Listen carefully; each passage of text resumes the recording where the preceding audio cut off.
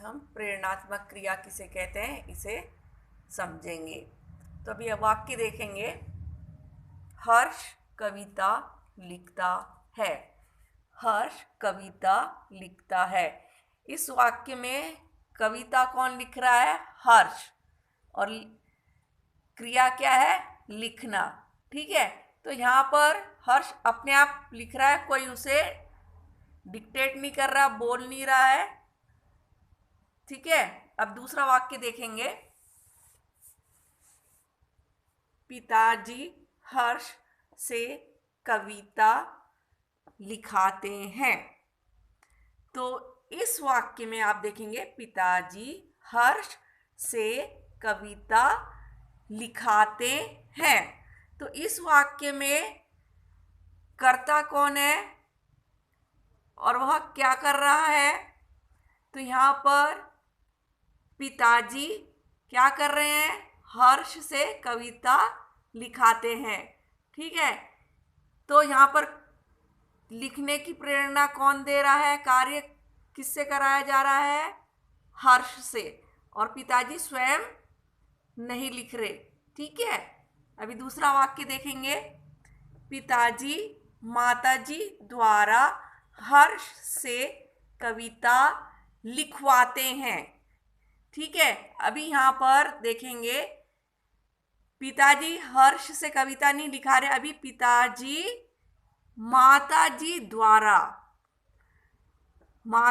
द्वारा हर्ष से कविता लिखवाते हैं। तो यहाँ पर जो कर्ता है, जो कार्य कर रहा है, वह स्वयं न कर किसी और के द्वारा या किसी दूसरे से वह कार्य करवाता है, तो उसे हम प्रेरणात्मक क्रिया कहते हैं।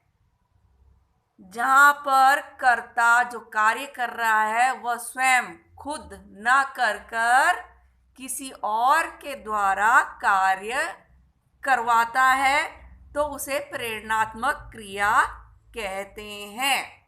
ठीक है, अभी हम देखेंगे मूल शब्द क्या है? लिखना। तो लिखना मूल क्रिया है। अभी उसी से दूसरे रूप में क्या हो गया? लिखाना और लिखवाना। अभी लिखाना ये क्या हो गई? प्रथम प्रेरणात्मक क्रिया। यहाँ पर आ की मात्रा आ गई। लिखना लिखाना। जहाँ पर लिखाना आ की मात्रा आ जाएगी मूल धातु के अंत में, जहाँ पर आ की मात्रा हम लगाएंगे तो वो क्या होगी? प्रथम प्रेरणात्मक क्रिया। और जिस शब्द में हम वा लगाएंगे तो उसे क्या बोलेंगे?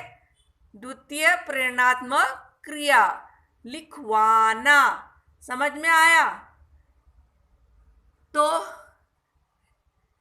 मूल क्रिया क्या है? यहाँ पर कौन लिख रहा है? हर्ष लिख रहा है। ठीक है, और कौन लिखवा रहा है? पहले वाक्य में वो खुद लिख रहा है। दूसरे वाक्य में क्या है? पिताजी हर्ष से कविता लिखाते हैं। ठीक है, और तीसरे वाक्य में क्या है? पिताजी माताजी द्वारा हर्ष से कविता लिखवाते हैं। ठीक है, तो अभी हम देखेंगे प्रेरणात्मक क्रिया की परिभाषा। जिस क्रिया से यह मालूम हो कि कर्ता स्वयं काम न करके दूसरे से काम करवाता है, उसे प्रेरणात्मक क्रिया कहते हैं। समझ में आया? अभी क्या है? मूल धातु में के अंत में आ जोड़ने से प्रथम प्रेरणात्मक क्रिया बनती है। अभी आपने देखा है कि मूल धातु देखेंगे हम। पढ़ना। पढ़ना मूल धातु है, तो हम इसमें पढ़ ड़ के आगे आ की मात्रा लगाएंगे। आ की मात्रा लगाएंगे तो क्या हो जाएगा? पढ़ाना। तो प्रथम प्रेरणात्मक क्रिया क्या हो गई? पढ़ाना। द्वितीय प्रेरणात्मक क्रिया क्या होगी? पढ़वाना। ठीक है, यहाँ पर आ की मात्रा आ गई, पढ़ के आगे आ की मात्रा पढ़ाना, और यहाँ पर पढ़ वा लिख देंगे ना, पढ़वाना। ठीक है। अभी दूसरा शब्द देखेंगे, चलना। तो क्या होगा? प्रथम प्रेरणात्मक चलाना, द्वितीय प्रेरणात्मक क्रिया चलवाना। दूसरा शब्द देख लेंगे, फैलना, फैलाना, फैलवाना, उठना, उठाना, उठवाना, सुनना, सुनाना, सुनवाना। अभी हम देखेंगे ये वाक्य, प्रथम प्रेरणात्मक क्रिया का वाक्य देखेंगे, माँ मोहित को खाना खिलाती है। यहाँ पर क्या कर रही है? माँ मोहित को खाना खिलाती है। तो यह प्रथम प्रेरणात्मक क्रिया हो गई, खिलाती है, खिलाना। ठीक है। अभी इसी वाक्य को हम द्वितीय प्रेरणात्मक क्रिया में लिखेंगे तो क्या होगा? माँ सोहन से मोहित को खाना खिलवाती है। ठीक है। तो यहाँ पर क्या है? जो क्रिया है, प्रेरणात्मक क्रिया, उसमें जो कर्ता है वह स्वयं कार्य ना कर कर किसी दूसरे के द्वारा उस कार्य को करवाता है। जैसे